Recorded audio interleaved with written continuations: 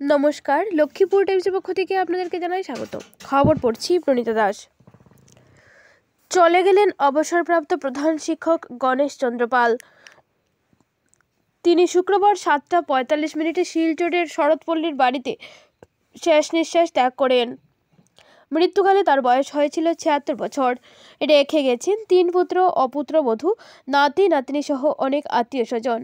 তার মৃত্যুর সংবাদ লক্ষ্মীপুর শিক্ষক মহলে ছড়িয়ে পড়তেই শোকের ছায়া নেমে আসে। তিনি রাজাবাজার শিক্ষাখণ্ডের অধীনে থাকা উত্তর ছনপুর জনমঙ্গল এমএ স্কুলের প্রধান শিক্ষক ছিলেন। স্কুলের জন্মলগ্ন থেকেই তিনি উক্ত স্কুলে শিক্ষকতা করেছেন। 1977 সাল থেকে 2010 সাল পর্যন্ত তিনি উক্ত স্কুলে শিক্ষক হিসাবে সুনামের সাথে দায়িত্ব পালন করে গেছেন। চাকুরি জীবনে তিনি বাঁশকান্দির নিকটস্থ চন্দ্রপুর চিরিবাজারের বাসিন্দা ছিলেন।